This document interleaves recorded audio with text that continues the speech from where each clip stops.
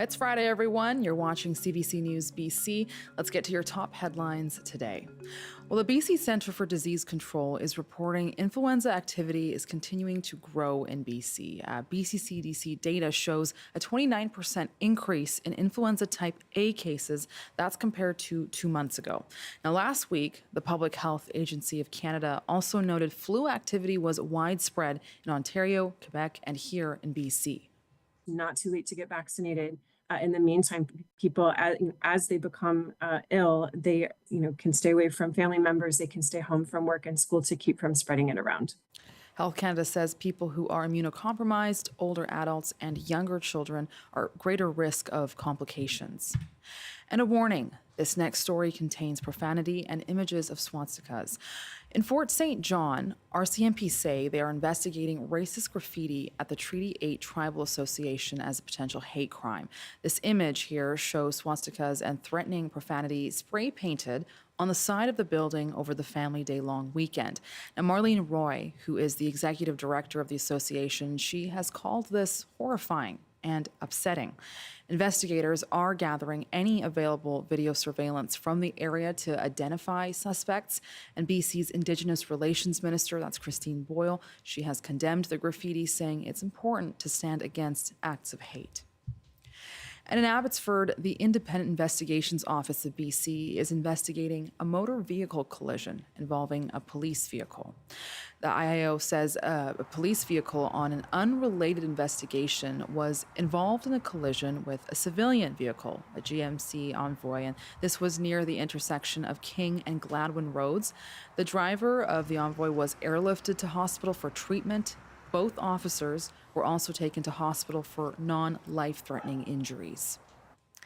And the province is trying to seize a rural property in Falkland that housed what police have described as the largest drug super lab in Canada. So police said the lab was believed to be run by a transnational organized crime group when the raid was announced last October.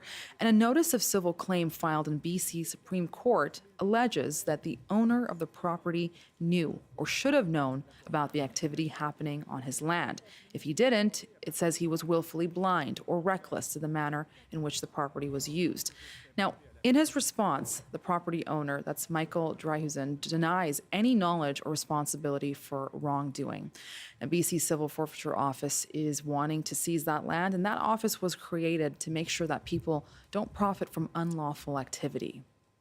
And meanwhile, a nonprofit in BC, it's on a mission to make winter sports for Black people and at-risk Black youth more accessible. So this is the Snow Rhino Foundation. They're hosting their first event at Grouse Mountain today, where more than a dozen young people are learning to ski for the first time. And the organizer says it's important to have representation in this space. There is this feeling of like, there's not anyone that looks like me here in this space. And it's if you're a Black person, when you go to a space and you're the only person there, it makes it a little bit more challenging and a little bit more difficult to navigate that space.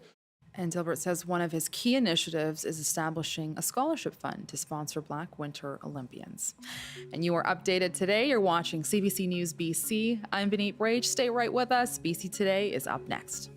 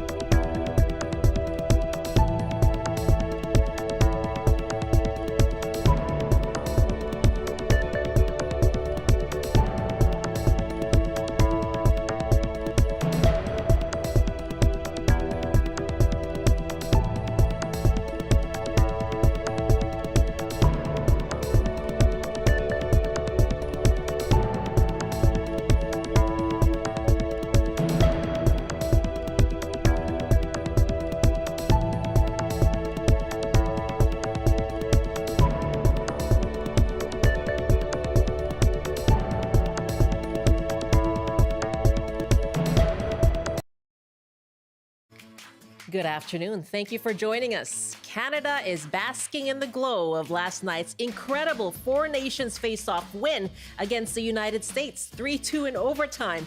Well, let us know, where did you watch the game and how are you feeling about Canada's win? We'll also talk to a fan who was in the arena in Boston last night, and later we'll hear what it was like at a bar in Vancouver. Pandemonium as well, I expect. I'm Michelle Elliott, all hockey all the time today on BC Today.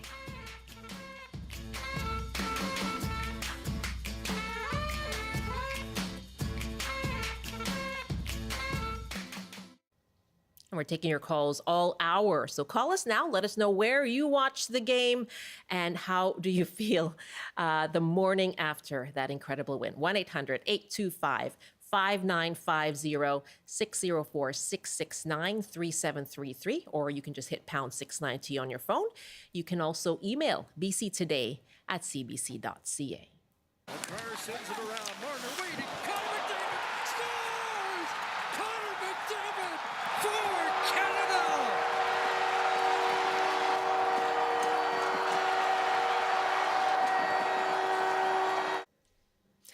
That was a moment. Connor McDavid got the game-winning goal last night. Again, 3-2 in sudden death overtime. And that was the moment that Canadian fans finally felt like they could breathe. It was a heart-stopping game indeed, and one that felt like so much more was riding on it. Here's what Team Canada's coach John Cooper said after the win. I just hope Canada's proud, because every player in that room is proud to be a Canadian. And yeah, did we need a win? Not only like our team, but Canada needed a win. And the players bared that on their shoulders, and they took it seriously. And this one was different. This wasn't a win for themselves. This was a win for 40 plus million people. And the guys knew it, and they delivered. Well, joining me now is Moezine Hasham, who was in the arena in Boston last night. He's also founder and executive director of Hockey for Youth Foundation in Toronto. And we have reached him at the Boston airport as he heads back home. Hello, Moezine. Thank you for joining us. Hey, Michelle. Thanks for having me. I see you're decked out in red and white colors. Absolutely. And look, this is the blast from the past. Oh, yes. Do you remember these? Do the BCers remember these? Iconic. So these were with me. The iconic red 2010 Vancouver Olympics mittens that kept so many people warm. Kept me warm yesterday. And I got to say, like, first of all, I'm born and raised in Vancouver. So I'm a proud British Columbian. I love that Coach Cooper, who's from Prince George, where I went to university, you played that clip off the top, because British Columbians certainly played their role yesterday. And it makes me incredibly proud that I was in the arena yesterday to witness this immense victory for us as a country. So much I want to talk to you about John Cooper, the pride of Prince George right now, and as well those comparisons to 2010, right? But take me back to last night. I think people want to relive some of those big moments and kind of revel and bask. I want to hear how you were feeling toward the end of the third period, with both teams still tied 2-2, and then heading into overtime. What was the atmosphere at TD Garden like then? Yeah, first of all, I love the fact that it's called TD Garden. Secondly, I was in TD Garden during the 2011 Stanley Cup Finals, and we obviously lost to Boston. So, so I had some reservations about going into the stadium, but that feeling of electricity was there the entire game. When we're talking about going into overtime, you've got best on best hockey. You couldn't have asked for anything better, right? The NHL, the NHLPA, they couldn't have asked for a better tournament and a better finish. The Americans that were beside me, the Americans that were in front of me, the Bostonians that were in front of me, I should say, the Canadians that were around me, we were all glued to our seats, and then of course standing up during overtime because that's what you do, right? So the electricity was there. Like I can't even describe that feeling, that electricity. We were watching Best on Best, and the two Bostonians in front of me talked about it, right? Like they were even impressed with the silky smooth skating of Cale Makar, or the leadership qualities of Sidney Crosby, or their local hero Brad Marchand, right? Like so the electricity was there going into overtime, and everyone was nervous, right? You want to see your team win. And we can talk about the plays and stuff in overtime, but the atmosphere was amazing. It was amazing. I can't even imagine. I mean, what a moment for you to have been there. So describe for me the scene then. You're all standing, heading into overtime. Describe for me the scene at around 8:20 local time when McDavid scored that winning goal. Yeah, so we're all standing there, and my seatmate next to me, Yann Martin from Montreal, I have my phone out pretty much the entire game. I'm filming as much as I can because I want to watch it again. Yann pulls his phone out for the first time and catches the entire, from the face-off to the goal, he catches that entire portion. And then I caught the aftermath when, everyone jumped off the bench. But you're watching this happen, and it happened so fast. And I want to backtrack a little bit because if people don't remember, Jordan Binnington really saved Canada, right? Like multiple times in overtime. And I was on that end of the rink, I was in the middle of the rink, but I was more facing Jordan. And watching those saves in real time, you couldn't even begin to imagine how the Americans were feeling at that point. Because the first time it happens, okay, he makes a miracle save. The second time it happened, it's like, what is going on? The third time, this is unbelievable. Yeah. We're probably going to lose, right? So watching McDavid score that goal, watching the elation, watching all of the Canadians, there's so many Canadians in the building, watching the Americans exit, that's the feeling that you want to have, right? But as I said, the people in our section, everyone is very cordial. There was handshakes going around. That's but great to really, hear. really exciting. Something that I will always remember. I'm sure. So great to have you as well. I know you're just about to catch your flight. I'm very happy that you're joining us right now. My guest is Moezine Hasham, who was at the arena in Boston last night at TD Garden. And he's also he works in the hockey community. He's founder and executive director of Hockey for Youth Foundation in Toronto. We're going to hear more about that in a moment, too. Love to hear from you throughout this hour. Where were you during last night's game? Where did you watch it? Who were you with? What was it like? And how are you feeling about that incredible win? And it was a remarkable game for both teams as well. So 1-800-825-5950 and 604-669-3733. 604-669-3733. You can hit pound 690 on your phone. We're taking your emails as well. bctoday@cbc.ca. Ajit is in Penticton. Hi, Ajit. Hi, Michelle. How are you doing? I am fine. How are you? Oh, I am elated and still honestly shaking a bit. I didn't think this feeling and excitement of patriotism, which is weird for me to say would last this long, but when I heard we got the chance to share our story, I really wanted to share mine as to where I was when I watched the game, because I think it's a wonderful summation of sort of some of the sentiments that the guests shared as well, too. Yeah. So I'll dive right in. I love telling stories, so please cut me off if I'm going overtime. I don't take any offense to that. And no pun intended, but dang, that was a good one. Go right ahead. Yeah, tell us your story. Score the goal. No worries. So I got off work at 4:30, and luckily in Penticton, there's a couple of breweries that are owned by Yellow Dog Beverage Company. So Yellow Dog is the newer one, and it's like a sports bar. So obviously, with there being a half hour before the game, I'm like, hey, me as a single individual can probably get a spot at the bar. And I walk into the sports bar, and it's packed. Yeah. Fully packed. Yeah. There's empty tables, and the owner comes up to me because we know each other, and he's like, if you want to get a good seat, you need to go to the Overflow, which is the second brewery that isn't the sports bar because they only have about 3 TVs. So I darted over there, ran up the stairs, and thankfully there was a lot of space available in that one. And, I sit down. I had a couple of friends join me. Their names were, because I got to shout them out, Andrew, Leon, Justin, and Jacob. And all of us were sitting there.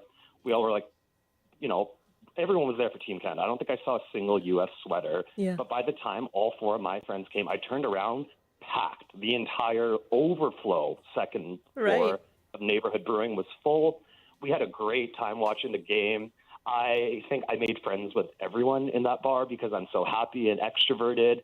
And I was talking to a friend of mine, and we're both of the same mindset that, the nation state and colonialism is represented by our flag and the symbols that there are in Canadian society. But this game made it feel like we could celebrate and take back our country because, I don't mean take back our country, take back the flag and national pride and the unity that we all have. And, it was so great to see because when Canada went down 2-1 in the second period, there was a little bit of tension. Mm-hmm. But what I did, and this is my superstition that I'm going to keep doing, is I have long hair. So I had 1 bun in my hair for the first period when Canada scored their goal. So I'm like, what happens if I put 2 buns in my hair for the second period? They score a second goal. So obviously I had to go for the 3rd bun in the 3rd period. Yeah. It didn't work. Obviously. I kept faith. I didn't change the 3rd bun, just made it a bit more prominent. And what happened? McDavid, Marner, Makar, the perfect combo. Yeah. And I got to tell you, I made a bet with my friends that I was going to do anyway, but I just needed to let them know before. And I was like, if Canada wins in overtime, I will lead this entire bar in O Canada. And I have never, ever been more patriotic about singing O Canada. I did mess up at one point where I said Go Canada. That wasn't intentional, but the vibes just overtook me. And similar to like what your guests were sharing earlier, the feelings in that bar is like, we were a bunch of strangers. Like, yes, we knew each other, but in that moment, and honestly, throughout the entire game, we were all friends. That's amazing. Canadians, and that's what unites us. Ajit, I can't imagine what it sounded like with you leading the national anthem. You took your shot. You took your shot and you told your story and you gave your shout out to your friends. Thank you very much for the call. Yes, you're welcome, Michelle. I hope everyone else shares their stories because I'm excited to hear where everyone else was. So yeah, have a good absolutely. day. We're going to hear more of those stories for sure. That's Ajit joining us from Penticton. Thomas is on the line in Ladner. Hi, Thomas. Your thoughts on the game? Well, obviously, amazing game. But, I think for me, what really bookended a beautiful game like that was Chantal, and basically, I would say putting her career on the line to change the words because Chantal there could have been a lot of potential bat lack, but I really liked what she did. I have total respect for that. That just felt amazing. I also was really impressed with the composure and professionalism of Team Canada off the ice when they were being interviewed and goaded and prompted and trying to and just watching them like going, I would have been like all over it, but they were calm and very Canadian. So I love that part of the game. The other game, the game within the game. The one thing that I was heartily disappointed in, and I'm like, NHL, read the room. Honorary MAGA Wayne Gretzky, and the game within the game that he was playing, thumbs up, and that was just hurtful and unnecessary, and there could have been a way better choice than that, and that was the part that was stained it for me. Everything else, loved it. Thomas, thank you very much for the call. And for context, Chantal Kreviazuk sang the Canadian national anthem and changed the line in All of Us Command to an Only Us Command yesterday as she sang Oh Canada. Let's go back to our guests. We're going to take more of your calls asking you where you were last night and what your thoughts are on the game and how you're feeling today. 1-800-825-5950, 604-669-3733, pound 690 on your cell phone. And my guest is Moezine Hasham, who's actually executive director of an organization called Hockey for Youth Foundation. That's Toronto-based. He has roots in Vancouver. He was in the arena in Boston last night. And you mentioned how things were very cordial around you between American and Canadian fans. Obviously, the weight of the political tensions, the taunting from U.S. President Donald Trump, that was on the minds of people as well, of fans. And that has spilled over, right? We've seen it in some of those interactions. But for yourself, glad to hear that your experience was good, Moezine. But what are your thoughts on how much this win means to Canadians and what it does mean to Canadians? Yeah, Michelle, I would say that, first of all, the changing of the words in the national anthem definitely threw some of us off in the arena. But we have a history of doing that, right? Julie Black did that during the NBA All-Star game when she changed the words to on native land. And so, that's important, right? That allows, I think what happened yesterday, she wanted to do that and it was well received. I think that's important. There's definitely that political undertone that exists, and that's, I think the alleviation when we scored that goal really meant a lot. And you heard it, off the top with Coach Coop. The other thing I'll say about the NHL and the NHLPA, one of the beautiful things that they did, there was 168 kids that got to participate in the pregame ceremonies, including Hockey for Youth girls, from 2 suburbs in Montreal. So last Saturday I was in Montreal. They got to participate in the Sweden-Finland game. They got to be out there with the flags. Some of them were on the blue lines with the players. A couple of them even got to hand banners to the team captains so that the team captains could exchange those banners. And so I do work with the NHL and the NHLPA and we collaborate on things, but things like that are really important, right? Because when we talk about accessibility of the sport, you can watch it on TV, but if you can't access the sport, that's another challenge that exists. And that's why Hockey for Youth is around, right? We're providing free programming. We've got 5 programs in British Columbia that are supported by the Vancouver Canucks. We can always use more donations, so people can go to hockeyforyouth.org and donate, and you'll still get a tax receipt for the 2024 year if you do that. But my point here is that when you want to try and get kids into the game, particularly after such a big victory, it's not accessible to everyone. And you need to make it more accessible. And so we're constantly working with our partners, whether they be the Vancouver Canucks or the Montreal Canadiens or the NHL or the PA. We want to make sure that the game is accessible to young people and particularly girls, particularly newcomers, those that are being sidelined. And so I think there's a real opportunity here to continue to build upon accessibility in the game in whatever form that is. So I think that's really important. But certainly seeing and feeling the boos was different in Montreal versus Boston. Right. There was a lot of Americans that were singing our national anthem. So it was very different. But I also think the circumstances are very different, right? We're not claiming that we want the United States to join Canada in the reverse. And so I think there's a little bit of nuance that needs to be told there, but the Americans around us were actually quite respectful. Interesting, you work with young people and, hoping to inspire and draw people to the game and make it more accessible. Any thoughts as to sportsmanship? Yeah, it's interesting. It's a lot of tension on the ice for sure. Watching at the end, the handshakes, and really heartfelt handshakes between the two teams. Any thoughts on sportsmanship that we can take away from this? Yeah, look, I think the Canadians did a good job. They didn't get goaded in the way that they did during that first game. The handshakes are obviously tough. If you lose, that is the toughest handshake you're going to have. But the sportsmanship is important. I think the Professional Women's Hockey League, they do that after every game. And so I think that, there is an importance behind that. We know that these players have histories together. We know that they play together and at the club level. And so, it's important. And the other thing I'll say is, I think there's parallels between what we're doing at Hockey for Youth and the NHL players that were out on the ice yesterday. And the reason why I say that is because that nervous energy that the kids that we're working with, when they step on the ice for that first time, that is the same nervous energy I'm sure that the players were going out on the ice, right?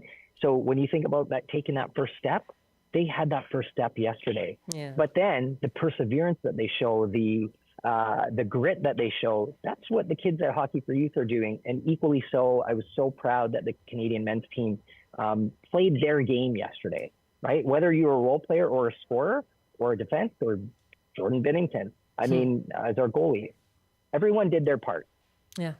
He certainly stepped up. That was such a big part of the story. Let's take Ellie now in Vancouver. Hi, Ellie. What was your experience last night?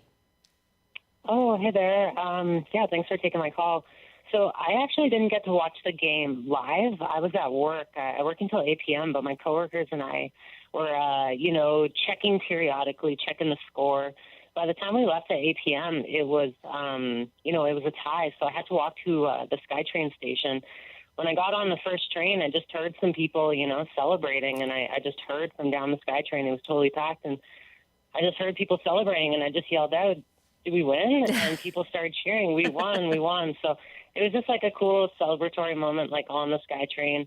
Once I got home, I, watched some replays and some clips, and it's just like a really cool moment, just like feeling like part of, like a moment with everyone, and just some unity is nice. Ellie, and what a place. I mean, public transit is often a place when people get together and celebrate as well. So glad you got to be part of that after work. Yeah, and I saw, no matter how you feel about, Prime Minister Trudeau, he had just like about the hardest quote of all time afterwards. He said, what do you say? "You can't take our country and you can't take our game." Like, I just thought that was just perfect there. And yeah, thanks for having me on. Yeah, really great to hear from you, Ellie. Thanks so much for calling in. Taking more of your calls, of course. Let us know where you watched the game and how you're feeling about the win. And Moezine, thank you so much for being with us. I really am so pleased to speak with you. Thank you. And look, Ajit said it, Ellie said it. That shared experience, whether you were on the SkyTrain at a brewery in Bloomington or here in Boston. Thank you. That shared experience, you will always remember where you were, right? Great to talk to you. Yeah. Moezine Hasham was at the Four Nations final last night in Boston, also founder and executive director of Hockey for Youth Foundation in Toronto. Well, that nail-biting win unleashed a wave of euphoric national pride, and fans here in Vancouver were no exception. CBC reporter Janella Hamilton got a taste of how fans were reacting at the Red Card Sports Bar last night.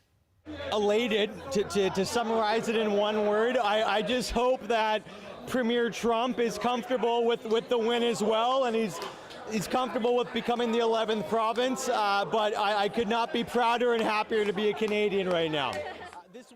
This win means we need to carry this momentum forward. I think this is reflective of the passion that we have in this country right now, and I hope the rest of the world takes it as a statement that we're not a country to be messed with. Ecstatic, unbelievable, great game. Since 2010, haven't felt like this. Unbelievable, unbelievable. That meant a lot. I feel like we put them in their place, and rightfully so. Go Canada! Go Canada! Go Canada! I wonder how people's throats and vocal cords are doing today, this morning, after all of that screaming and cheering. Jamie wrote us an email. "I breathed a huge sigh of relief when Connor McDavid scored the game-winning goal in overtime. I have half a dozen hoodies that I wear from day to day, but I usually only wear this one on July 1st, and it is one with a big red Canada flag, the maple leaf, on a white sweatshirt." And she says, "I dug this one out of my underbed tote, and I think I might leave it in my regular hoodie rotation for a while." Jamie, thanks so much for the email from Richmond. BC Today at cbc.ca.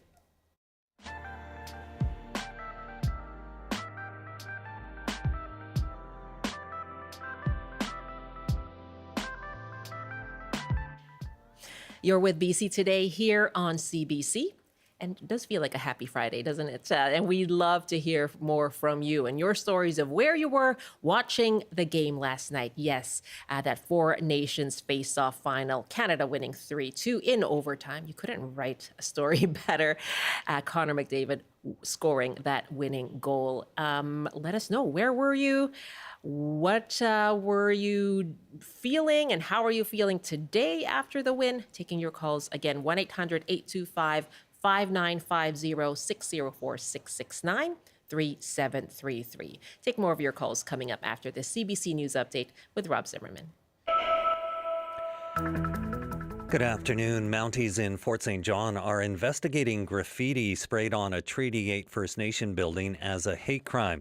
Police say 2 swastikas and a derogatory message were painted onto the exterior of the building on Sunday. Staff Sergeant Scott Watson says they are in the process of obtaining video surveillance from surrounding businesses to help with a timeline and to try to find potential suspects. The Heiltsuk Nation has approved the adoption of a written constitution for the First Nation on BC's Central Coast. Nearly 70% of the 725 people who voted on the referendum were in favor. Elected Chief Marilyn Slett says she felt pride and happiness upon hearing the result, calling the written constitution a reclamation of Heiltsuk ways. And the Vancouver Canucks have announced they have signed Finnish goalie Kevin Lankinen to a 5-year contract. The extension comes with a $4.5 million average salary. The 29-year-old has appeared in 34 games this year with a 19-8-7 record. And now the forecast on the north coast. Periods of rain this afternoon with strong winds and a high of 8. Highs around 6 with a mix of sun and cloud in the Peace. In the central interior, including Prince George, periods of rain with a high of 5 degrees. Highs to 4 with periods of rain in the West Kootenay, a bit of sunshine in the East Kootenay. In the southern interior, including Kelowna, wet flurries and showers with a high of 5. And for Metro Vancouver, Greater Victoria and the Fraser Valley, rain this afternoon with highs to 8 degrees. That's your CBC News Update from Vancouver. Were you busy last night? I was busy, yes. Watched the game in the bar across the street. Nice. How was it? Oh, wow. How was it? Yeah. Super exciting. Okay, I'm going to say right up there with 2010. Sorry. It does feel like that, doesn't it? For sure. It feels like that euphoria. You know, we were talking about John Cooper, the coach, earlier. From Prince George. Pride of Prince George. We have an email from David who writes, such a delight to hear my alumni brother and student union advocate from the NUGSS, Northern Undergraduate Student Society. We shared in that profound journey back in around 1999. To hear his continued success is verification that UNBC builds Canada. He is a true Canadian. Yeah, he seems like a classy guy, right? Yeah, very classy. Super, absolutely. Spoke so eloquently after the game. Rob, there you go. We're hearing a lot of stories today, so I hope you stay tuned. Night. Super great night. Yeah, that's Rob Zimmerman in the CBC Vancouver newsroom. Thanks very much for joining us here on BC Today. Lots of emails coming in. Laurel writes from North Cowichan, we watched the game on the water in Maple Bay at our local pub, Rampart Lion. Full house of excited, proud Canadians, so proud of our team. The handshake and acknowledgement of both teams' skills by Sid was so Canadian. Yeah, he was kind of waiting for that moment, right?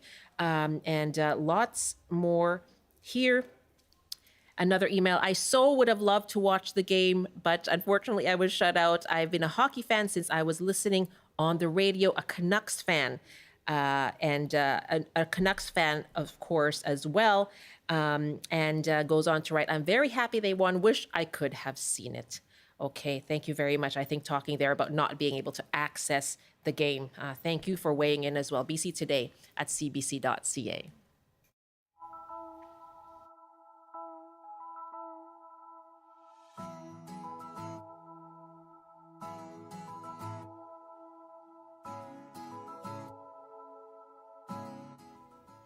Another email on that win last night. Mary and Saanich. I'm one of those who doesn't watch hockey. Children didn't play hockey, never been to a hockey game.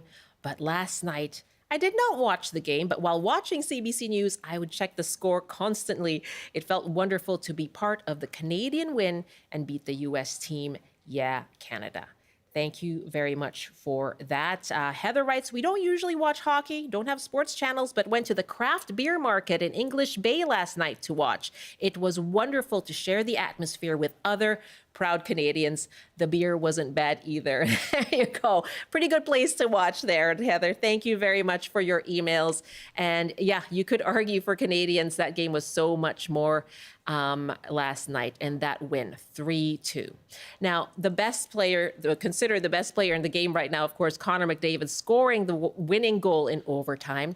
And here's what it sounded like when the crowd watching at another bar in Vancouver erupted in the national anthem.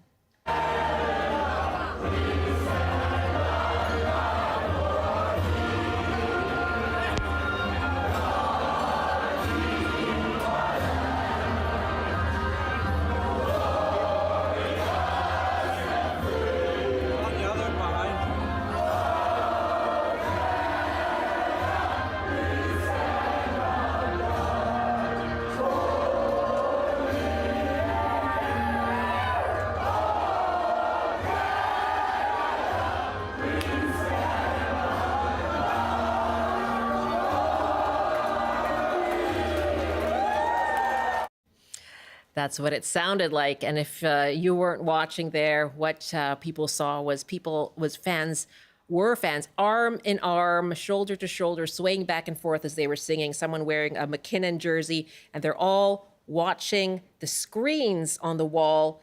And on the screens in that moment was Sidney Crosby wearing his medal. Well, we're asking you, where did you watch the game last night? And how are you feeling about Team Canada's win? 1-800-825-5950, 604-669-3733. You can hit pound 690 as well. And we have an email from Allegro in Penticton who writes, I may be a transplanted American, but I was cheering for Canada all the way. And I was ready to jump in with my hockey stick if they needed me, but I knew they wouldn't. Well, good of you to be at the ready. Thank you very much. I think that Allegra's also sent a photo, yes, of her little puppy, cute little puppy with a hockey stick stuffy and the Maple Leaf flag on there as well. Thanks for those photos. Love seeing these photos. BC Today at cbc.ca. Before I go to my next guest, I'm just going to take a call from Marie in Asuyus. Hello, Marie. Here. Thanks for taking my call. Yes. Where were you last night? I was at home with my hubby. Quiet guy, totally unglued, unhinged. He was screaming. He was crying. I was watching it through my fingers because he was stressing me out so much. It was so intense. I had all of my flags flying. I had my Canada Day lights out, my Canada Day flag T-shirt. It was great. I'm so proud of our team. I think that the game was really well done. I actually am a little sad the first game that we booed. I think Canadians are much classier than that, and I think we should remember that. We are really good people. We're liked worldwide, and I was really disappointed about Wayne Gretzky. Totally got mega, and I think we should remind ourselves of that next time we invite him as a celebrity for something, opening a rink or something, because he's no longer really Canadian. And I just want to say that the American team were so gracious, shaking hands. I was really proud of the whole game. I couldn't say that it could have gotten any better. And I do want to add one thing for a lot of people that are kind of like to get on the bandwagon and anti-Trump. I mean, of course, we have no choice but to do that. But Stephen Harper wrote something that in the National Post, the preservation of Canada's existence must be our highest objective. I thought it was really well written. Same with Premier Trudeau. I think they're all class acts, and I'm really proud of my country and my Canadians. I'm just picturing you watching through your fingers, Marie. Well, just like a scary show. Like a scary movie. Well, thank you so much, but with a happy ending, right? You bet. Marie, great to hear from you in Asuyus. Thanks so much for the call. Well, speaking of what the atmosphere was like at sports bars, Colin Cryderman can tell us he was working as a server at the Park Pub in Vancouver's West End. He is also a big Edmonton Oilers fan and decked out in a jersey right now. Hello, Colin. Hi guys, how are you doing? I am so happy that you came in dressed in your favorite jersey. Yeah, It might have a little beer splashed on it from last night, but I threw it on anyways. Well, tell me how you felt about the game. It was pretty nerve-wracking. I was actually behind the bar, bartending for it, and to be totally honest, the first period and first intermission were kind of a blur. I think from 4 till about 6 o'clock, I was buried in chits and bills at the bar. A lot of people yelling and at the screen and things like that. But once overtime hit, the bar got really quiet, and I was actually able to watch most of the overtime, which was nice. Okay, tell me about number 97. Oh, well, I mean, anybody who doesn't think he's the best player in the world is joking or just not watching. Actually, there's a buddy of mine at work. He's a Canucks fan, and he said to me last night, "Wow, now I know how you feel every day." He's like, "I love having McDavid on my team."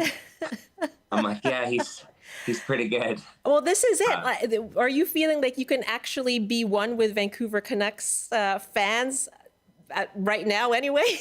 Sure. I mean, this was just a unique opportunity to be a hockey fan. And I know players, for example, Brad Marchand, who certainly gets no love in this city for his work with the Bruins. Yeah. It was cool to root for Marchand. I think these pest players in the league are kind of these players that are hated until they're on your team. And then you kind of become fans of them. You realize why he's so good, why he gets under people's skin. He's one of the best in the league at it, and we were happy to have him on the team. So it was great. There's a lot of that just acknowledgement of how well both teams played as well. I was watching some streeter tape of fans in Boston saying, you know what, it was a great game. Yeah, they won because it was a beautiful goal. You don't leave Connor McDavid. You don't leave him free. So much space. I mean, 2 or 3 feet is a lot of space, but he was alone in the camera frame there at the end of the game. So, it was just awesome. Very relieved. It was like an elation. There was people crying. There was people standing on chairs. There was people spraying drinks. It was mayhem. It was awesome. It was great to be a part of. Oh, my goodness. Did you notice any Americans at all? For Canada, U.S. and the round robin, we had a couple of U.S. jerseys, but last night it was all red and white. Yeah. Definitely. There wasn't. I didn't notice any American jerseys in the bar last night. And how are you feeling then? I mean, just about a year away are the Winter Games. So how are you feeling about that? Yeah. Well, I think this is just a great example of how lucky we are to see these players play together. Yeah. Crosby, McKinnon, and McDavid and Makar all on the same team is just insane. And we're very, very spoiled to be able to see that type of talent get together. And, I have no doubt that Sydney will put on the Maple Leaf one more time next year and probably have a C on the jersey. I'm very excited to see what Team Canada can do next year. Yeah, fingers crossed for that. Colin, thank you very much. So great to talk to you. I'm sure you had a long night, so I'm glad. Thank you for coming and dressing the part as well. Hey, it was great chatting with you, and just a wonderful elation today. Very relieved. Wearing his Edmonton Oilers jersey, the captain, of course. Colin Cryderman, working as a server at the Park Pub in Vancouver's West End. Huge Edmonton Oilers fan as well. Let's go to our next caller now, who is on the line. Love to hear from you. What were you doing last night? Where did you watch the game? And how do you feel about the win? Mano is in Vancouver. Hi, Mano. Well, for me, it was a bit of deja vu. It was in 2010. I went with a bunch of friends, and we went to the St. Martin's in the Caribbean. We were there for the Heineken Regatta. And the gold medal game was on with the Americans. And we all went to a bar, and it was loaded. It was Americans and Canadians, probably 50-50. And it was, such an exciting game, the same result. And after the game, our American friends all came over and shook our hands. And we all looked at each other and we're thinking, wow. And on the way home, we confided to each other, had we lost, we would have all just walked home and not stopped to shake anybody's hand. And I have to say that the Americans were such good sports, and it was so much fun watching the game with them there. I was totally impressed. Oh, what a great memory, Mano. It was a great memory. It was incredible. Yeah, and I was so glad because I was in Vancouver and we flew to St. Martin's and I wanted to be here for the gold medal game, but I was so glad I could take it in with our American friends there. And it was amazing. You've come away with a wonderful story. Menno, thanks for sharing that with us. You're very welcome.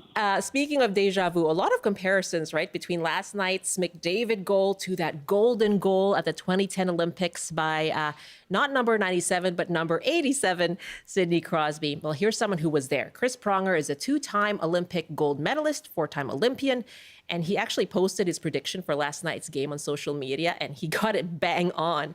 Now, Pronger spoke this morning to CBC's Andrew Nichol about last night's win and looking back at 2010. I just think the magnitude of the moment, as you mentioned, all the stuff that's been going on.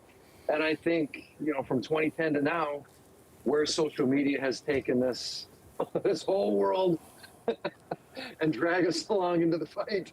You see it erupt last night when he scored the goal, and just the Canada-U.S. stuff that has been going on over the last month and a half. It was great to see for the country, for the players, retribution for the loss on Saturday and the theatrics and whatnot. It just makes for great TV. It makes for great social media. It's a lot of fun to be a part of. And even more so when you're involved in the games and playing, it just it adds another layer to it, which is really special. So we're less than a year away now from the start of the Olympics. So you predicted the score of this game. Any predictions on who takes the gold in Milan about a year from now? Well, I would say based on this, Canada would be the presumptive favorite. But as we just saw, I think the U.S. is a close second. And I think looking at both of these teams, there is always changes. There's going to be injuries at that time of year. There's going to be players peaking, other players not playing great. So there will be some changes to the rosters, but that star power that you saw in this tournament will certainly be there. And that's what's really cool. You get to see this again, over and over again, as we talked about, every 2 years and next year for the Olympics. That is Olympic gold medalist and Hockey Hall of Fame member Chris Pronger. Let's take some more calls and hear more of your stories of where you were during last night's game. And our next caller is Anna up in Prince Rupert. Hello, Anna. Hi, thanks for taking my call. Sure. Did you watch the game? I can't watch the games. Oh my gosh. I'm the same. We are huge hockey fans. My mom, my sister, and I. I live in Prince Rupert, BC. My sister's in Newfoundland. We can't watch. We're too nervous. We jinx them all the time. So we just pace. So I walked my dog. I wouldn't even check my phone. My mom calls us big chickens because she's like, you got to watch. And it was her birthday this week. She's got a Canadian flag on her deck. Oh. She's like, watch. I said, did you watch the game? She was like, of course. I haven't turned my TV off yet. It's just a great day to be Canadian. I go to school. All the kids are wearing jerseys. I messaged my sister this morning, good game, eh? And loved Trudeau's message. That was amazing. Don't want to get caught up in the politics and turn this passion into anything negative. It's just such a good day to be Canadian, coast to coast. Oh, Anna, so great to hear from you. I'm the same. I was on my phone looking at updates, but yeah, certainly the nerves were there. Happy birthday to your mom. Thanks so much. That's awesome. That's Anna in Prince Rupert. My pleasure. Caleb is on the line in Nanaimo. Hi, Caleb. Hi, how are you? I am well. I think it sounds like you were the same as me, following it online with updates on social media. Absolutely. I was very fortunate to be able to watch it or follow it on social media. I tried to find it on YouTube, on the usual stuff, even on CBC, but because of the paywall, I wasn't able to. And, I grew up hearing stories of, I think it was that 1972 game against the Summit Series. Russia and Paul Henderson and the monumental nature of that. And, we felt that. So I really wanted to watch. And afterwards, or even during, I realized, in all the talk about our national identity and CBC and the role, I was really disappointed that we've lost that piece that CBC doesn't air this type of a hockey game anymore. And but I'm proud to be Canadian, and I'm happy today. I slept better last night. I was very thankful to everyone who was willing to share this the live updates on social media. Yeah. Caleb, thank you very much for weighing in. Appreciate your call. You're welcome. Thank you. Caleb in Nanaimo, and I think he was touching on the Summit Series in 1972. Jerry is on the line now as well. Hi, Jerry. Well, hello. I have to chuckle that the person that just finished there talks about the Summit Series. He goes, well, I'm almost 70, and I was in grade 11 in 72, and one of the teachers brought a TV into the classroom, put it on his desk, and had the doors open, and basically the whole room was just completely filled. And when Henderson scored the overtime goal, it almost seemed like the whole roof of the school was going to go up and come back down again. And then, of course, there was the Olympics in 2010 with Crosby doing the golden goal, which I saw that on TV. And then, of course, last night I saw that on TV. So, but I have to say, and I guess partly is because of how I grew up. What I grew up with, the 72 Summit Series for me is the most emotional, because we were up against the big bad Russians, et cetera, and having them take it to a 7-game. But last night come awful close for me to have me say that one is the most emotional one. But it comes in second for me, and then the 2010 Crosby goal comes in third. But it's. Yeah, I mean the feeling of being Canadian when of all three when the winning goal was scored. For me, I go back to the Summit. The picture in my mind is Henderson flying through the goal crease. Last night, the picture in my mind is McDavid doing that slap shot to score the goal. That picture will forever be in my mind on that. And oddly enough, I don't have a picture in my mind of the Crosby goal, but hey, I saw all three, so I can say that much as far as that goes. The picture in my mind from your call is that TV being brought by your teacher into the classroom. I imagine all of you students, your whole class, just huddled around it. Jerry, you've described things so beautifully. Thank you very much. You're welcome. Have a good day. You too. Marge is in Vancouver now. Hi, Marge. Hi. Yeah. Where were you last night? Well, I was at home watching TV, and I love the national and these big games. They're very special. And I will echo Caleb and Jerry that in 1972, I was in junior high. And our gym teacher had a TV, and we were all around the TV, the whole school. There were probably several rooms, but that was a big highlight for us. So kudos to Mr. Radburn in the day. Oh, wow. Gym teacher. And, growing up further north than Jerry in northern Alberta, that's all we had was skiing and hockey, and my brothers played hockey. So I really enjoyed the game. And just over the moon for Canada, for the team, and just Canadians, how proud they are right now and how we're all sticking together. This is what a great country looks like, to be honest, in today's time. So, I'm sure everybody's emotional. Yeah, I can hear you. I'm getting emotional because it was spectacular last night. I can hear your emotion, Marge, and I think you're reflecting a lot of the emotion from a lot of our listeners and audience right now. Thank you so much. Yeah, and I really thank you, CBC. You're the best, and for you all. So thank you. Thank you. That's Marge in Vancouver. Daryl is on the line in Vancouver as well. Hi, Daryl. Hi. Hi. Where did you? That choked me up. What I just heard. I meet with people and we play crib on Thursdays, and of course I had the game on, and they still wanted to play crib. Some of them, and I'm like, what? So we obviously put our cards down and we started to watch, I should say, and when that national anthem was sung. Go ahead. we sang along. We, and all of us are, how can I say this? Our country needed that. And I just can't say enough about it. Sorry. No. We're choking up there, but boy, Canadians don't like a bully. We sit on the fence until we're kicked off. And that's why that game meant more. Don't disrespect us. And that's why the game, I'm sure I'm speaking for a lot of Canadians. I just got out of the dentist chair.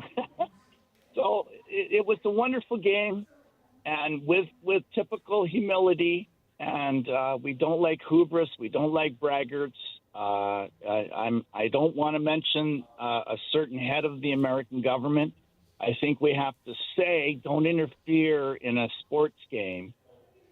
But more importantly, I think that the point is, I don't want to name that guy anymore. I just want to say the American government, because there's a lot of enablers going on allowing this type of treatment to take place on the world stage. Don't you dare call us the 51st state. And that's why that game was so important to us. Daryl, thank you very much for the call. And I appreciate the emotion that you've shared with us today. Yeah, thanks. Take care. Really quickly with Marilyn in Nanaimo. Hi, Marilyn. I have 30 seconds. Good afternoon. I just want to say hockey is Canada's game. And Canada just had to win that game. And they were gentlemen. And I really respect that. But I don't respect booing anywhere, anytime. And I'm a proud Canadian. It's the first game I've watched in my whole life from start to finish. Oh, wow. And I sat and cried. I was so thrilled that Canada won. I knew they were going to. I knew it all day yesterday. Marilyn, thank you. Knew it. Thank you very much for your call. Glad we got you on. Thank you to all of you for sharing your stories. You can keep sending them to us as well. BCtoday@cbc.ca.